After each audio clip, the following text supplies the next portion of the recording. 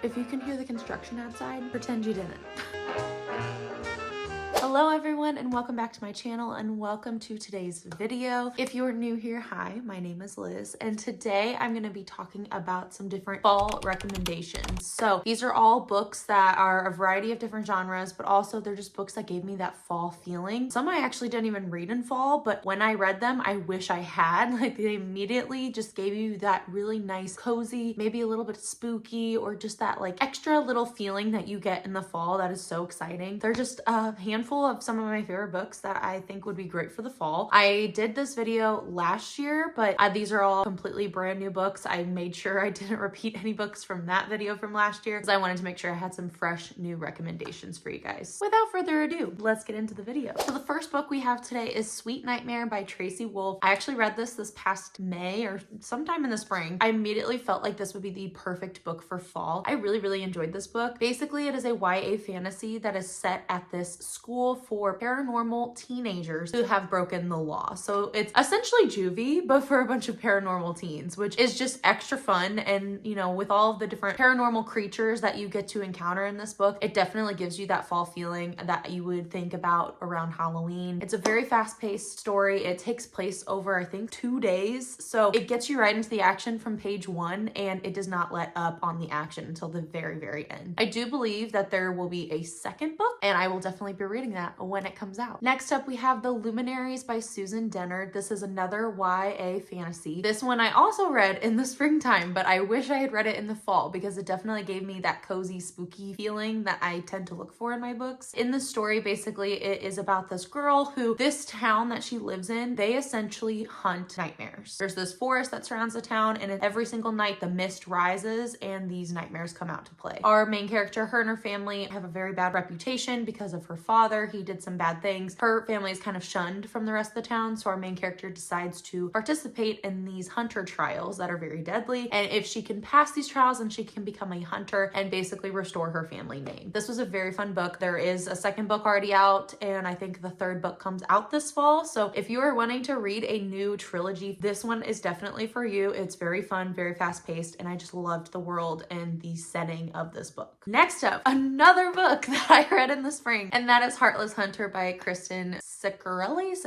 I have no clue how to say her name. This one I think I gave this book 5 stars. I loved this book. It is also going to be a part of a series. There's a second book that will eventually be coming out. This story follows a witch and a witch hunter who fall in love. What I really loved about this story is it felt like a mixture between Robin Hood and Bridgerton. It's set in kind of that Regency era. You can see like the outfits that they're describing in the book and like the way that they court people and talk to each other, but it also had a hint of Robin Hood because there is this cat and mouse game going with our main characters. Our main character, she is trying to save other witches. It definitely felt like Robin Hood, and it definitely gave me a fall feeling. Next up, we have Assistant to the Villain by Hannah Nicole Mayer. This is another young adult fantasy. I read this last fall and I loved this book. It was so fun. Basically, it is about a girl who is an assistant to a villain. So the title literally describes what the book is about. Think of Despicable Me. So you have kind of the humor and the cuteness of Despicable Me, but with a romance. So think of if the Minions were these young women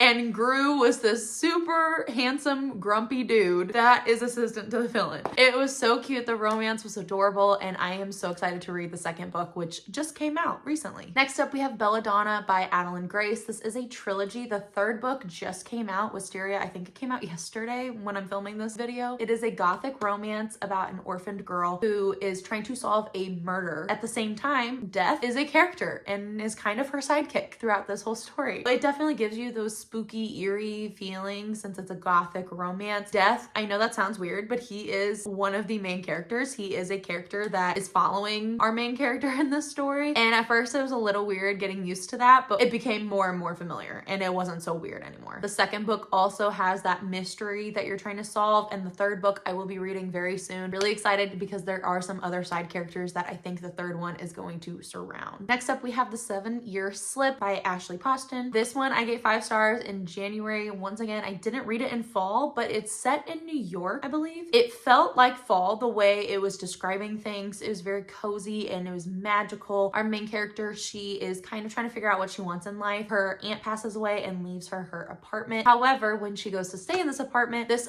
is magical and it can actually time travel. It can slip back 7 years, and 7 years in the past, there is a guy also living in this apartment. You can imagine how weird that would be if you just walked into your apartment and there's this stranger sitting on the couch. This one was just a beautiful story. I recommend this romance to anybody. Next up, we have Out on a Limb by Hannah Bonham Young. I just read this recently within the last month, and I loved this story. It actually takes place on Halloween. So page 1, you are at a Halloween party. So what better book to read in the fall than a book that's talking about Halloween? It basically follows our 2 main characters who have a one-night stand, and it results in an unexpected pregnancy. So the whole story, you are going along with these 2 characters trying to navigate what that looks like, especially if it's not someone you are in a serious committed relationship with. So they're trying to figure out co-parenting and figure out what their new normal will look like with this pregnancy. It was a beautiful story. I really enjoyed it, and I think it's perfect for fall. Next up, we have Beautiful Graves by LJ Shin. This one I read over a year ago, I believe. I still think about this book even now. It was very good, very beautiful, and very interesting. It is a romance about a woman who is kind of stuck in this love triangle between a new and secure relationship and her first love. She actually lives in Salem, Massachusetts. If you know, that is a very spooky, like witchy type town. She's very familiar with the term death. A lot of people in her life have passed away around her. It's a beautiful story. It really is. If you've ever read One True Loves by Taylor Jenkins Reid, this follows a very similar plot line where our main character is struggling between 2 loves of her life. I just really enjoyed it, and I don't think many people really talk about this book, so I wanted to bring it up. Next up, we have Butcher and Blackbird by Brynne Weaver. I've talked about this book a lot. I did read it last fall, and I loved this book. It is a dark romance about 2 serial killers who fall in love. These 2 serial killers meet, and they have kind of instant chemistry. So they basically strike up a friendship. They decide every year they're gonna have this hunting challenge where they have to hunt down a serial killer, and whoever finds the serial killer and kills them first is the winner and basically gets bragging rights. It's very fun. I know it's very dark subject matter, and it does get a little gory within this story. However, it is one of the funniest rom-com books that I have read. The 2nd book came out this past summer, and the 3rd book comes out beginning of next year, which I will definitely be reading. It also has a book playlist in the book. If you are a big fan of listening to book playlists while you read, like I am, I highly recommend this playlist. It's so good, and honestly, as I was listening to it, the songs just matched up perfectly with the chapters that I was reading, and I really enjoyed it. Next up, we have the Mind F series by St. Abby. I once again also read this last fall, and I loved this book. I gave it 5 stars. It is a collection of stories. I think there's 5 total in the book, and so it is a thicker book. However, since it's 5 individual stories, each story is very quick. It feels very fast-paced. It doesn't feel like a long book while you're reading it. Each story also kind of ends on a cliffhanger and leads you into the next one. It just grabs you and does not let you go. It is about our main character who is a serial killer.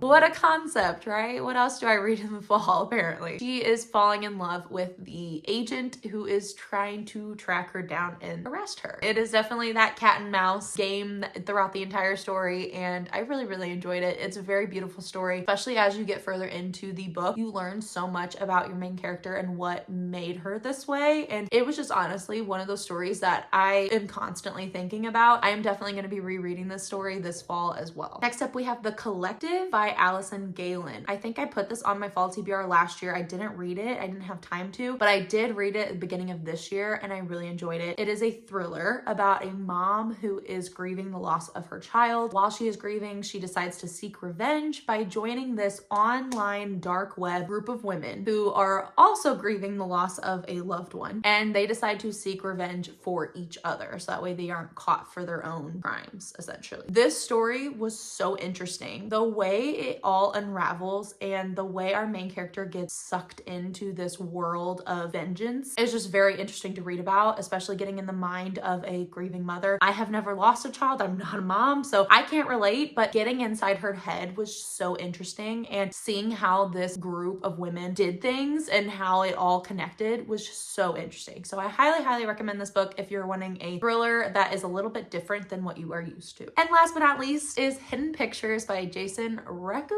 I have no clue how to say his name. Once again, I'm horrible with names, which you guys already know. This is a thriller about a woman who decides to nanny for this family, and she is nannying a young 5-year-old boy. However, while she is nannying this 5-year-old boy, he loves to draw pictures. And as he is drawing pictures, it starts out cute little stick figures, you know, sunshine, rainbows, but then it slowly morphs into some scary subject matter. This was a very spooky read. I read this last summer and I did not expect to love this book as much as I did. What I thought was really interesting about this story is within the book, there are pages that show you the boy's drawings, and I really loved that. I'm a very visual person, so getting to see what our main character was describing about these images was so interesting, and it really did give you that kind of spooky, scary feeling. There were so many secrets that you're trying to unravel during this story. I just totally recommend it to anybody who loves a good thriller. And that is it for today's video. I hope you guys enjoyed. Hopefully you got something out of these fall recommendations. Obviously fall does not start for I think like a month now, if I know the date, but for me, September 1st is kind of when I start, you know, decorating, celebrating fall. So that's why I wanted to get this video out. So that way, if you were like me and you like to celebrate fall just a smidge early, then you have time to go and get those fall books that you are wanting to read. Hopefully this video helped you out. There's so many more books I could have included. I had a list of them, but these were just the top ones that came to mind. They're the ones I would definitely want to read or reread in the fall. So I thought they were perfect for today's video. I hope you guys enjoyed, and I will see you guys in my next video. Happy reading. Bye.